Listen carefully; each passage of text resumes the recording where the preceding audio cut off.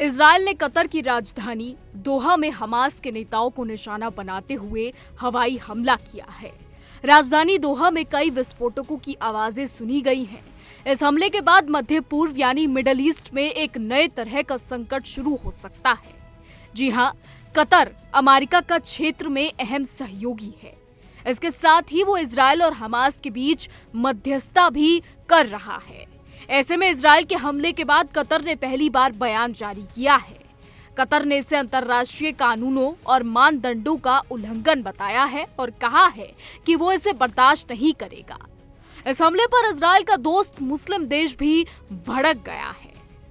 आपको बता दें कि कतर के विदेश मंत्रालय ने अपने बयान में कहा, कतर राज्य राजधानी दोहा में हमास के राजनीतिक ब्यूरो के कई सदस्यों के आवासीय भवनों को निशाना बनाकर किए गए कायराना इजरायली हमले की कड़ी निंदा करता है। इसने आगे कहा कि ये आपराधिक हमला सभी अंतर्राष्ट्रीय कानूनों और मानदंडों का घोर उल्लंघन है। विदेश मंत्रालय ने हमलों को कतर वासियों और कतर में रहने वाले लोगों की सुरक्षा के लिए गंभीर खतरा बताया है। आपको बता दें कि बयान में यह भी कहा गया है कि हमले के बारे में सुरक्षा बलों, नागरिक सुरक्षा और संबंधित अधिकारियों ने तुरंत घटना की सूचना देनी शुरू कर दी। साथ ही इसके परिणामों को रोकने, निवासियों और आसपास के क्षेत्र की सुनिश्चित करने के उपाय किए गए। कतरी विदेश मंत्रालय ने यह भी कहा कि कतर पुष्टि करता है कि वह इस लापरवाह इजरायली व्यवहार और क्षेत्रीय सुरक्षा में जारी व्यवधान और अपनी सुरक्षा और संप्रभुता को निशाना बनाने वाले किसी भी कृत्य को बर्दाश्त नहीं करेगा। उच्चतम स्तर पर जांच चल रही है और आगे के विवरण उपलब्ध होते ही घोषित किए जाएंगे।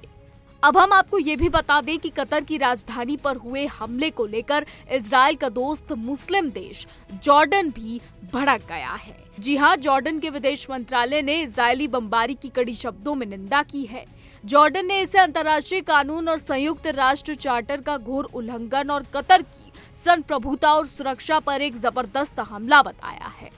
बता दें कि जॉर्डन के विदेश मंत्रालय के प्रवक्ता ने कहा है कि ये एक अरब राज्य की संप्रभुता का उल्लंघन है और एक खतरनाक, उत्तेजक और अस्वीकार्य उकसावा है जो क्षेत्र और अधिक हिंसा और संघर्ष की ओर धकेलता है।